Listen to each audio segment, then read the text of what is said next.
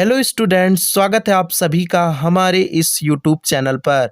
Students, आज के इस क्लास में हम सभी देखने वाले हैं जंतु जगत के अंतर्गत आने वाले फाइलम, सबसे बड़े फाइलम जंतु जगत के आर्थ्रोपोडा पर आधारित कुछ महत्वपूर्ण बहुविकल्पीय प्रश्न। तो बने रहिए क्लास में एंड तक। चलिए क्लास को शुरू करते हैं। पहला प्रश्न है स्क्रीन पर, संघ आर्थ्रोपोडा का विशिष्ट लक्षण है। चार ऑप्शन है। पहला है संधित उपांग, दूसरा है ट्रोकोफोर लार्वा, तीसरा है जंतुओं की द्विलिंगी प्रकृति और चौथा है उपरोक्त सभी। तो इस प्रश्न का सही उत्तर है ऑप्शन नंबर ए, संधित उपांग संघ आर्थ्रोपोडा का विशिष्ट लक्षण है। बात करें फाइलम आर्थ्रोपोडा के मतलब की, तो इसका संधि विच्छेद करने पर हमें मिलता है आर्थ्रोस्पोडा और इसका मतलब होता है जॉइंटेड लेग्स। हिंदी में बात करें तो संधित उपांग वाले जंतु।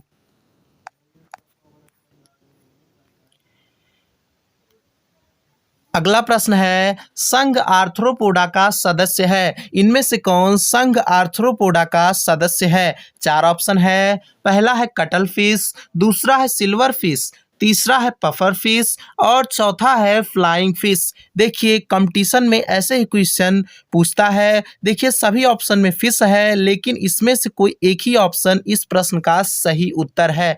तो जब आप कंसेप्ट्स को बढ़िया से पढ़े रहेंगे तो आप उस प्रश्न को आसानी से हल कर ले जाएंगे। इस प्रश्न का सही उत्तर है option number B, silverfish संघ आर्थ्रोपोडा का सदस्य है।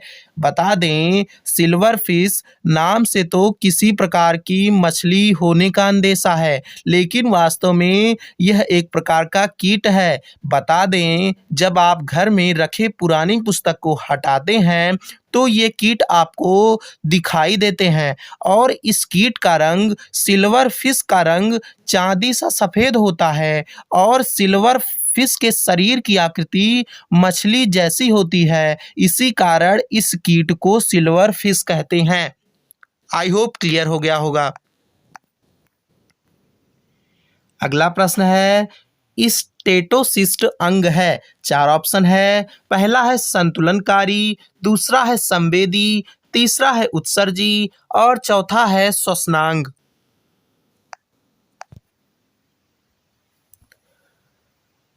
तो इस प्रश्न का सही उत्तर है ऑप्शन नंबर ए, संतुलनकारी। स्टेटोसिस्ट संतुलनकारी अंग है।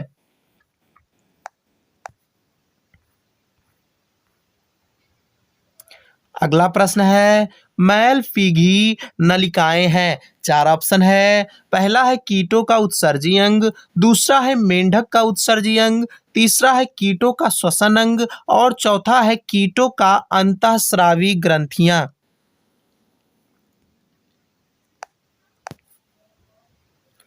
तो इस प्रश्न का सही उत्तर है ऑप्शन नंबर ए, कीटों का उत्सर्जी अंग।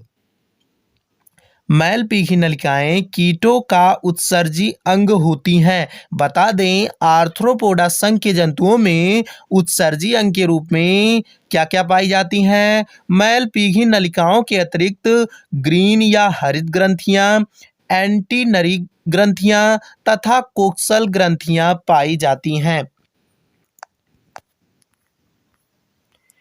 अगला प्रश्न है, कीट वर्ग का सदस्य कौन है? कीट वर्ग जो आर्थ्रोपोडा संघ के अंतर्गत आता है, इसमें पूछ रहा है कीट वर्ग का सदस्य कौन है। चार ऑप्शन है। पहला है मक्खी मच्छर, दूसरा है झींगा, इसे इंग्लिश में प्रॉन कहते हैं, केकड़ा, तीसरा है कनखजूरा कांतर और चौथा है बिच्छू मकड़ी।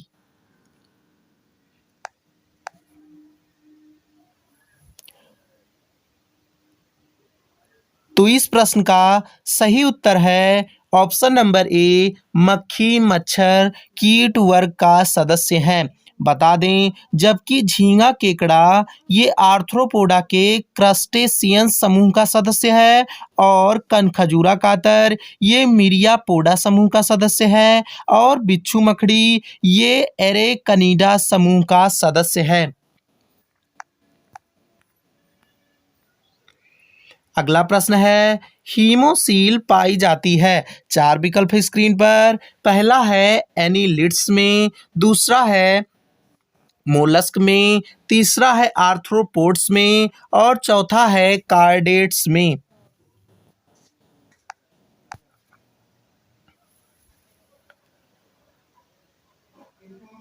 तो इस प्रश्न का सही उत्तर है ऑप्शन नंबर सी, आर्थ्रोपोड्स में। हीमोसील आर्थ्रोपोड्स में पाई जाती है। बता दें, आर्थ्रोपोड्स के शरीर में रक्त से भरी रुधिर गुहा या जिसे हीमोसील कहते हैं पाई जाती है।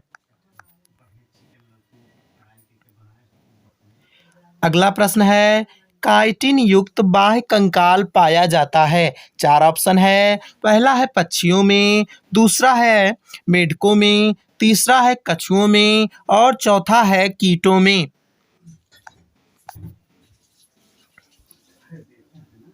तो इस प्रश्न का सही उत्तर है ऑप्शन नंबर डी, कीटों में। बता दें, आर्थ्रोपोडा संघ के अंतर्गत कीट वर्ग या समूह आता है।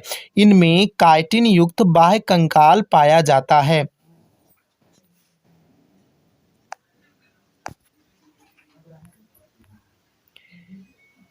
अगला प्रश्न है, आर्थ्रोपोड्स को थल पर जीवित रहने में किसने अधिकतम सहायता की। चार ऑप्शन है। पहला है काइटिनी उपचर्म, दूसरा है संधित उपांग, तीसरा है सर्वभक्षी स्वभाव और चौथा है इनमें से कोई नहीं।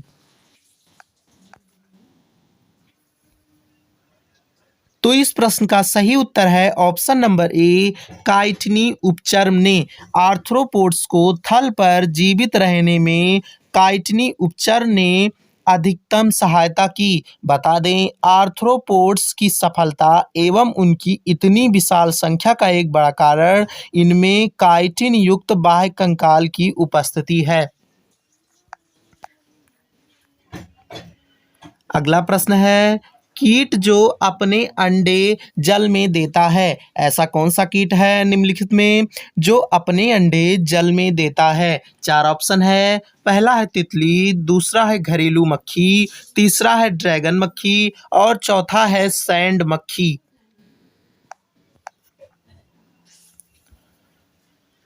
तो इस प्रश्न का सही उत्तर है ऑप्शन नंबर सी, ड्रैगन मक्खी उस प्रकार का कीट है जो अपने अंडे जल में देता है और घरेलू मक्खी यह सड़े हुए कार्बनिक पदार्थों में अपने अंडे देती है।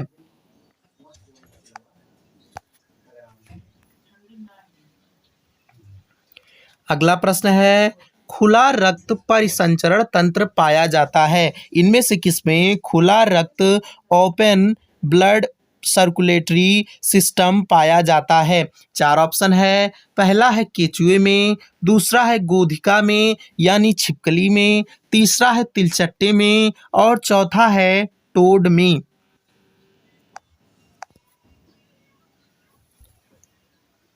इस प्रश्न का सही उत्तर है ऑप्शन नंबर सी, तिलचट्टे में। तिलचट्टा आर्थ्रोपोडा संघ के अंतर्गत आने वाला कीट है। इनमें खुला रक्त परिसंचरण तंत्र पाया जाता है।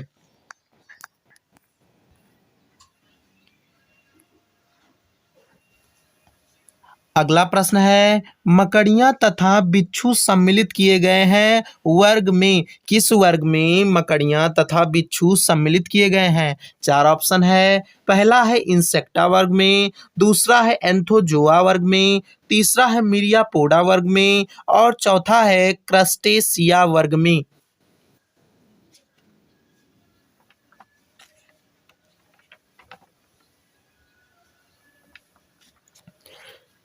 इस प्रश्न का सही उत्तर आप सभी लोग नीचे कमेंट बॉक्स में बताइएगा। कैसा लगा आज का क्लास नीचे कमेंट बॉक्स में ज़रूर बताइएगा और चैनल को सब्सक्राइब करना बिल्कुल मत भूलिएगा। दोस्तों के साथ क्लास को ज़्यादा से ज़्यादा शेयर ज़रूर कीजिएगा। मिलते हैं नेक्स्ट क्लास में।